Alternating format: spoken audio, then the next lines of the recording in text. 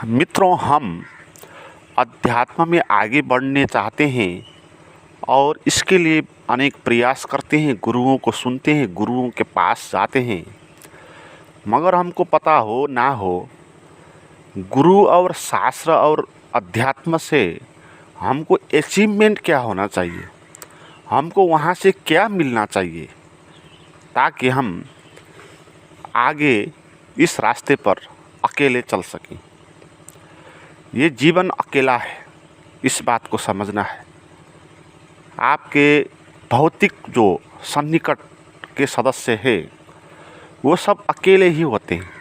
अकेला जीना होता है। भीतर दुख हो तो उसका अनुभव अकेला ही करना होता है, सुख हो उसका भी अकेला ही अनुभव करना होता है। आपके घर में किसी के अंदर दुख हो रहा है तो उसका वो स्वयं ही भोगेगा और किसी को भी भोगना नहीं पड़ेगा, क्योंकि सब अकेले जीते हैं। और किसी को सुख हो रहा हो वो भी वो अकेले ही भोगेगा, दूसरे का उसको कोई प्रभाव नहीं पड़ेगा। अकेला मरना है, अकेले जीते हैं, अकेला जन्म होता है। तो ये जीवन का यात्रा अकेला है, ये बात समझनी है। और अध्यात्म के रास्ते पर भी हमको अकेला ही चलना है। मगर हमारी हैबिट ये हो गई, हम संग साथ चलने के आदी हो गए। बचपन से ही परिवार में बैठे, माँ बाप की छत्र छाया में पले बैठे, फिर बड़े हो गए, फिर कोई जीवन साथी खोज लिया, लंबे समय तक साथ रहने वाला। मगर वो भी कितने साल रहेगा, मरने के बाद अकेला होगा। और जीवन में भी वो खुद का जिएगा, आप खुद का जियोगे। आपका जो जीवन साथी है वो उसके भीतर क्या हो रहा है, आपके भीतर वो नहीं होगा। आपके भीतर जो हो रहा है उसके भीतर नहीं होगा। अब भौतिक रूप से बाहर आप साथ होंगे, मगर मानसिक रूप से आप सब अकेले होते हैं। मगर हमारा आदत ये हो गया कि हम संग साथ रहने लगे, इसलिए जब भी अकेला होता है हम घबरा जाते हैं, हम अकेला बैठ नहीं सकते, डर लग जाता है। इसलिए फिर क्योंकि संग साथ होने में हम सुरक्षित महसूस करते हैं, उधर हम मनोरंजन भी हो जाता है कुछ। तो हमारे भीतर क्या क्या छिपा है, क्या क्या पड़ा है, वो हमको अनुभव नहीं होता। हम बाहर भूले हुए होते हैं लोगों से बातचीत करके। तो भीतर जो भी हमारा है छिपा हुआ, जो बंधन है, वो हम देख नहीं पाते। और भीतर कुछ मुक्ति का अनुभव हो तो वो भी हम देख नहीं पाते। मगर ये बात समझनी है कि अकेला खड़ा होना है, क्योंकि संग साथ कोई आपको नहीं देगा। आप जीवन में दुख भोगोगे अगर आप अपने भीतर ना जाओगे तो संग साथ रहकर जो क्षणिक खुशियाँ और मनोरंजन होगा उसका कोई वैल्यू है नहीं, क्योंकि भीतर अज्ञान बना ही रहेगा, अंधकार बना ही रहेगा। तो अज्ञान को मिटाना है, अहंकार को मिटाना है, तो फिर जीना है। और अध्यात्म में भी ये संग साथ नहीं होता है, मगर हमारा जो समाज में संग साथ रहने का हैबिट है वो अध्यात्म में भी लागू कर देता है। वहाँ भी हम संगी साथी खोज देते हैं और गुरु को मानते हैं और उनको मान के चलते हैं, और गुरु को हम संग साथ बनाने का उपाय बनाते हैं।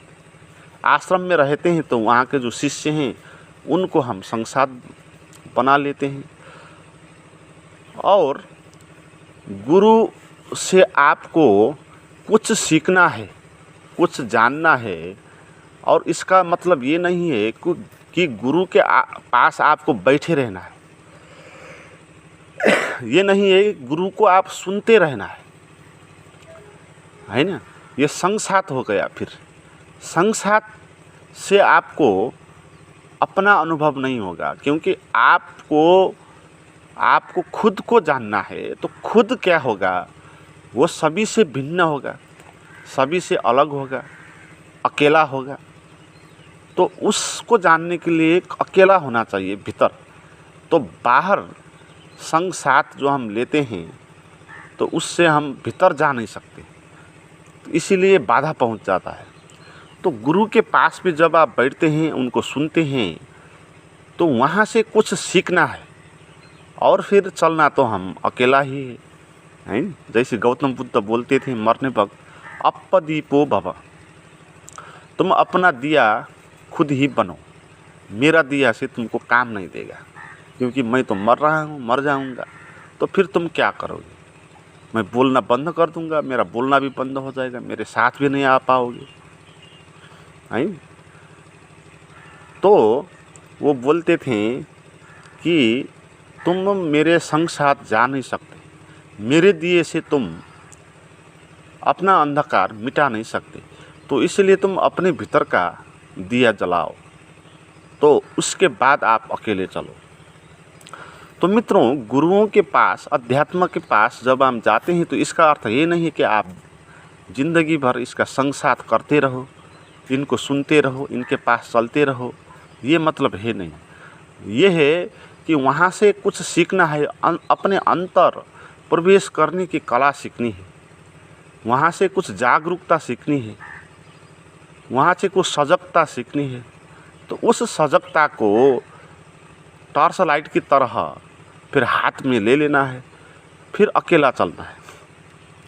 वो लाइट, सजगता, लाइट, उसी लाइट के सहारे आपको यात्रा करना है। और आपके पास कोई नहीं जाएगा, न गुरु जाएगा, न समाज के कोई और सदस्य जाएंगे, मगर अंधकार में आप जाएंगे तो आपको वो टॉर्च चाहिए, वो ज्योति चाहिए। तो वो ज्योति क्या होगी? वो होगी सजगता। वो आप अध्यात्म से सीख लोगे, गुरु से सीख लोगे। गुरु के पास बैठकर, गुरु के सुनकर, गुरु से सुनकर, बातें समझकर आप सजगता के बारे में जान लोगे। तो सजगता के बारे में जब आप जान लोगे तो फिर आपको गुरु का टॉर्च लाइट, गुरु का प्रकाश की आवश्यकता है नहीं, कोई शास्त्र की भी आपकी आवश्यकता है नहीं, क्योंकि आपने नगद अनुभव पा लिया सजगता। तो उस सजगता को संभालना है, उसको जगाना है, तो फिर चल देना है अकेला। फिर गुरु और शास्त्र को भी सुनना आवश्यक है नहीं। सजगता जब तक आपके पास नहीं मिली हो तब तक आप सुने, तब तक आप उनके पास बैठे। जब आपके भीतर सजगता प्रकट हुई, या जब आपने समझ लिया कि सजगता को कैसे जगाना है, तो वो बात अगर आपने समझ ली तो खुद प्रयास करना है। तो उस रोशनी को लेकर फिर खुद आगे चलना है। तो फिर गुरु को सुनने का कोई बात नहीं, शास्त्रों को सुनने का कोई बात नहीं, क्योंकि आपको सुनने का आवश्यकता ही नहीं अब, है ना। क्योंकि आपने सुन के जो अचीवमेंट होता है सजगता, उसको कैसे जगाना है आपने जान ली। तो खुद ही अब अपना दिया जगाना है। तो आपने ले ली गुरु से, तो गुरु का काम इतना ही है, अध्यात्म का काम भी इतना ही है, शास्त्रों का काम भी इतना ही है। मित्रों, ये सजगता कैसे जगाना है, ये बात समझनी है। सजगता इस तरह जीवन में इसका धारण करना है जैसे कि हमारे भीतर सांस चलती है ना, कभी भी बंद नहीं होती, चलती रहती है 24 घंटे लगातार। ऐसे ही हमारे पास सजगता भी लगातार होनी चाहिए, या उसको जगाने के लिए हम लगातार उस पर हमको ध्यान देना चाहिए। एक बार भी हम उसको छोड़ नहीं सकते। जब तक हमको ज्ञान है, जब हमको ये बात पता चल गई कि सजगता बढ़ानी है, तो फिर उसको बढ़ानी है। फिर उसको जहाँ भी आप जाएं, जो भी आप करें, कुछ मतलब है नहीं कि आपको किसी एक जगह पर बैठना होगा, एक किस्म का काम करना होगा, ये आवश्यक है नहीं। आप अपने जीवन में जो करते हो, जहाँ जहाँ आप जाते हो, जो जो काम आप करते हो, तो उससे रत्ती भर उसको बंद करने की आवश्यकता नहीं है। आप वहीं पर सजगता का अभ्यास करना है। तो सजगता का अभ्यास कैसे करना है? एक ग्रामीण स्त्रियां होती हैं, वो दूर कुएं से गागरी में पानी लेकर आती हैं और उसके सर पे रख के लाती है। और एक नहीं, एक के ऊपर दो, दो के ऊपर तीन भी होता है ऐसा जल का घटा उनके सर पे, मगर वो हिलता नहीं, ढलता नहीं, वो चलती रहती है मस्त होकर, और बात भी करती है दूसरों से, है ना, दूसरों से बात भी करती है। और फिर वो सर पे 3-4 घड़े वो बने ही रहते हैं। तो कैसे संभव हुआ ये? वो स्त्री भीतर से उस बात पर उसका ध्यान है, उस गागरी पर उसका ध्यान है, उस सर पे उसका ध्यान है, तो भीतर ध्यान भी चलता रहता है, बाहर बात भी होती रहती है, दूसरों से गपगाप भी हो जाती है। तो ऐसी ही कला है जागरूकता की। भीतर सर पे हमको भी, जैसे उसने गागरी रखा, हमको भी वो जागरूकता पर ध्यान देना है ना। तो बाहर आप कुछ भी करें, दूसरों से बात करें, जो आपका काम है वो आप करें, तो कुछ फ़र्क नहीं पड़ेगा, आप कर सकते हैं, है ना। वो हो जाता है, दो बात हो जाती है, भीतर सजगता को बढ़ाने का प्रयास भी हो रहा होता है, बाहर और काम भी हो जाता है। क्यों हो जाता है? क्योंकि सजगता कुछ काम है नहीं, है ना। उसके लिए आपको हाथ पैर और विचार इनका आवश्यकता है नहीं। तो इसलिए आप बाहर और चीज़ हाथ पैर से कर सकते हैं, क्योंकि हाथ पैर का उससे कोई मतलब है नहीं, उस सजगता का।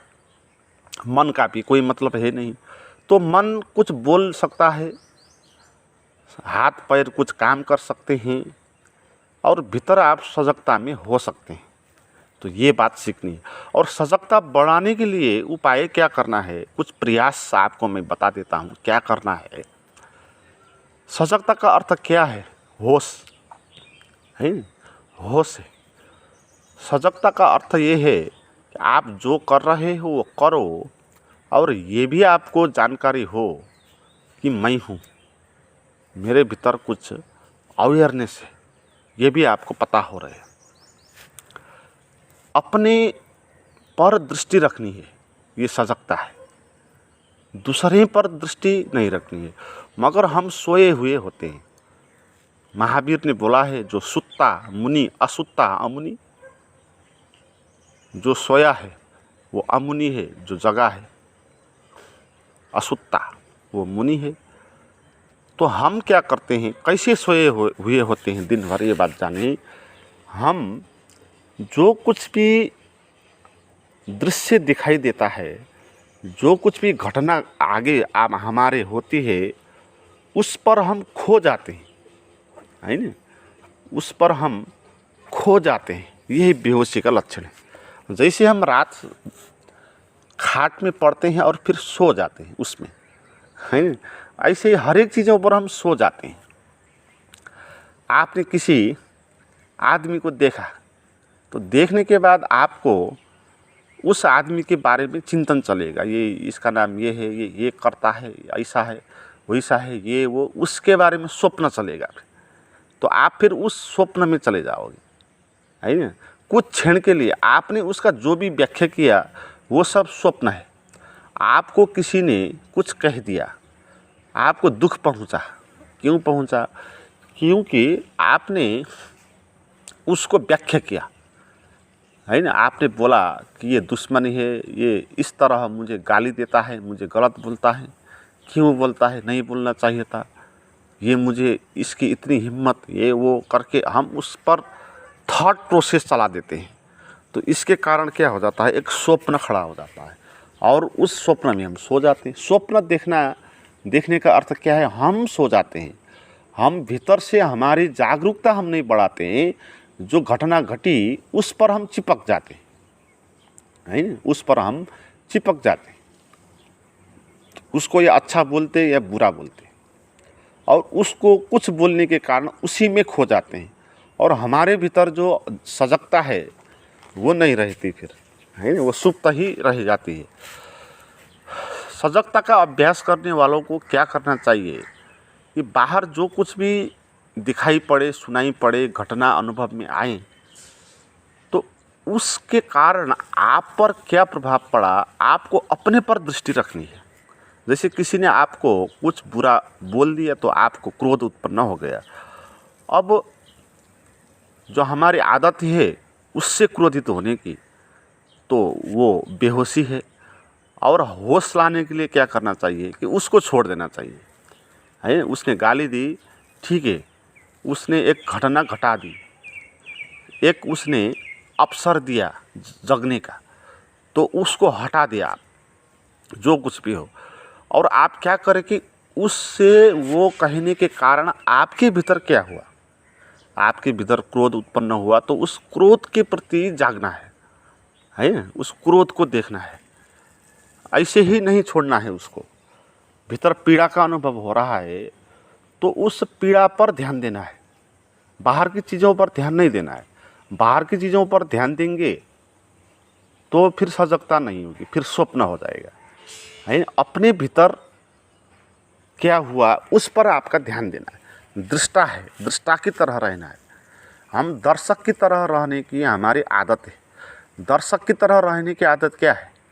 दर्शक कौन है? दर्शक वही है जो दूसरों को देखता है, दूसरों क्या कर रहे हैं, ये क्या है, वो क्या है, समाज में क्या क्या हो रहा है, ये वो दूसरों के बारे में देखने वाला, जानने वाला, सुनने वाला जो है वो दर्शक है। और दर्शक कभी भी सजग हो नहीं पाएगा, वो सदा स्वप्न में ही उसको रहना पड़ेगा, क्योंकि उसको दूसरों को देखना है ना, दूसरों को व्याख्या करना है, दूसरों को अनुभव में लाना है, तो उसको दूसरों पर निर्भर होना होगा। और जो दूसरों पर निर्भर होगा वो स्वयं पर स्थिर नहीं होगा। तो इसलिए वो उसके पास वो सजगता है, दृष्टा का भाव है, वो जग नहीं पाएगा। किसका अनुभव, किसका सजगता जग पाएगा? जो दृष्टा है। तो दृष्टा कौन है?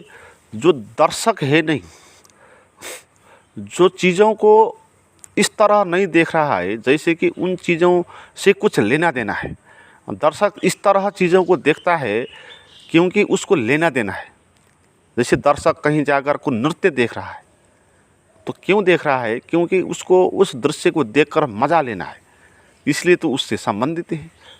दर्शक कोई गेम हो रहा है तो गेम कंपटीशन वो देखने गया, और क्यों देखा? कि अपने पक्ष का जो खिलाड़ी है उनको समर्थन करना है। तो दर्शक को लेना देना होता है दृश्य से, है ना।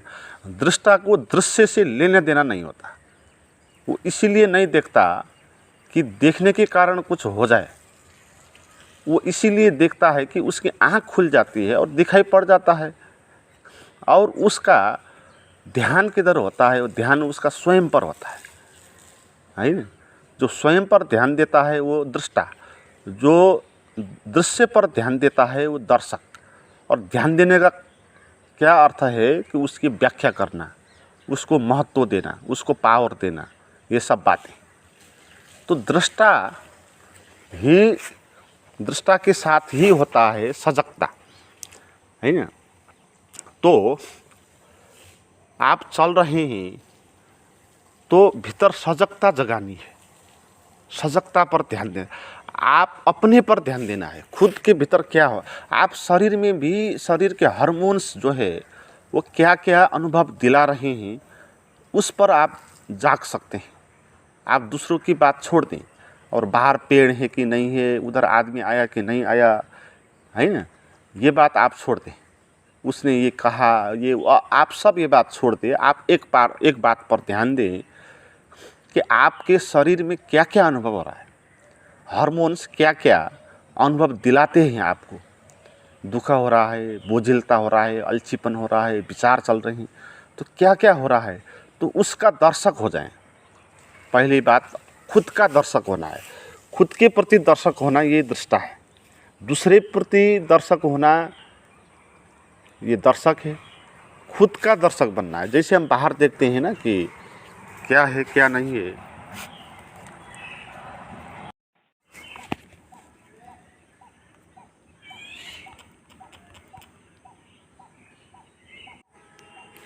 आप एक अभ्यास कर सकते हो। जब आप किसी से फ़ोन में बात करते हैं उस वक्त आप अपने भीतर सजगता बढ़ाने का अभ्यास करें। क्योंकि ये सबसे बड़ा ये घटना होता है ये फ़ोन आना। क्योंकि फ़ोन में हम पूरे ही खो जाते हैं जब फ़ोन में बात करते हैं, क्योंकि ये आदमी कौन है, क्यों फ़ोन कर रहा है और ये क्या समाचार इसने लाया है, कहीं दुखद समाचार तो है नहीं। ये वो समझ के हम वो सजगता को खो देते हैं और उस फ़ोन वाले को और फ़ोन को महत्व देते हैं कि क्या फ़ोन आएगा, क्या कहेगा वो, ये समझकर, है ना। तो इसलिए हमारे अंदर का वो सजगता गुम हो जाता है। तो अगर इस पर आप अभ्यास करना चाहते तो आप भीतर भीतर सजगता का भी ध्यान देना। फ़ोन की घंटी आएगी, आप थोड़ी देर वो घंटी को उठाना 5-7 घंटी के बाद, और घंटी आने के समय आपके भीतर क्या हो रहा है उसके प्रति सजग हो जाए। आप वो बात छोड़ दें कि वो कौन है, क्या बोलना चाहता है, ये वो सब आप छोड़ दें अपने भीतर। फिर आप फ़ोन उठा लें और फिर बात करें, और बात करने में भी आप उसको छोड़ दें, वो क्या कह रहा है उसकी बात आप समझ ले, वो आपका मन वो समझ लेगा। आप अपने भीतर आपको क्या हो रहा है भीतर, उस पर ध्यान देना है ना। तो ये टॉर्च की जो रोशनी है छोटी सी होगी शुरू में, मगर इस छोटी सी रोशनी से भी हम बहुत आगे तक यात्रा कर पाएंगे और ये रोशनी बड़ी होती जाएगी। मित्रों, यही रोशनी हमको आवश्यक है। वो सो कहते थे, एक बार एक गुरु और शिष्य कहीं पर चल रहे थे रात में, और शिष्य का घर नीचे के गांव में था, गुरु का घर ऊपर के गांव में था। दोनों चले थे किसी गांव से, और चलते वक्त गुरु ने बोला था उसको, भाई तू भी एक टॉर्च ले ले। तो शिष्य ने बोला, गुरु के पास टॉर्च है ही तो मैं क्यों लेकर आऊँ, तो हो जाएगा। तो वो दोनों चलने लगे। मगर जब रास्ता आया कि गुरु के गांव दूसरी जगह पर था, उसका दूसरे रास्ता बदलना पड़ा, तब शिष्य को ख्याल आया कि मैं अब कैसे चलूँगा, है ना, क्योंकि बहुत अंधकार है। गुरु की रोशनी से तो जा नहीं सकता, गुरु तो अपनी रोशनी से अपने गाँव जाएगा, है ना। तो फिर वो शिष्य किस मुसीबत में पड़ गया। तो ऐसे ही मुसीबत में हम पड़ जाएंगे अगर हम दूसरे की रोशनी से चल रहे हैं, तो दूसरों को ज्ञान को अपना ज्ञान मान रहे हैं, तो हमारा अपना ज्ञान होना चाहिए। अपदीपो भव का वही अर्थ है। तो अपना ज्ञान क्या है, उसको कैसे जगाना है, सजगता को जगा के आप कुछ भी करो, भीतर सजग होते रहो, चलते रहो, अपने पर ध्यान देते रहो। चलना हो रहा है, शरीर हिट रहा है, अपने पर ध्यान देना है ना। और बाहर जो आवश्यक है वो आप करें, और करने वक्त भी आपका हाथ पैर वो करें, आप भीतर अपने पर ध्यान दें, अपनी सजगता पर ध्यान दें। आपको क्या हो रहा है, दूसरे व्यक्ति हमारे भीतर क्या हो रहा है ये जान नहीं सकते, मगर हम जान सकते हैं कि हमारे भीतर क्या हो रहा है ना। तो जान सकते हैं, दूसरा नहीं जान सकता तो हम तो जान सकते हैं। तो क्या हो रहा है उस पर दृष्टि देनी है। प्रयास थोड़ी कम है, इसलिए ये बात जटिल मालूम होती है, मगर ये बात भी सिंपल ही है। जैसे हम बाहर की चीज़ों पर नोटिस करते हैं कि ये पेड़ है, आकाश है, ये पृथ्वी है, चिड़िया है, ये आदमी है, ये जानवर है, ये सब देखते हैं, अनुभव आते हैं। ऐसे ही हम भीतर भी ये क्रोध है, ये लोभ है, ये चिंता है, ये भय है, ये पागलपन है, ये सब हम देख सकते हैं भीतर, है। वो और कोई नहीं देख सकता। फिर बाहर की दुनिया को तो और भी देखेगा, मगर हमारे भीतर की दुनिया को और कोई नहीं देखेगा, हम ही उसको देखेंगे।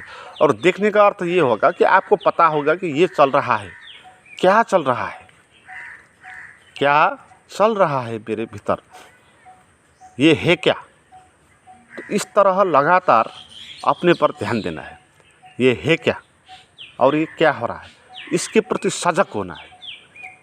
क्योंकि यही मूल बात है, जो आपके भीतर हो रहा है ना, वही संसार है, बाहर कहीं संसार है नहीं। जो आपके भीतर जो हो रहा है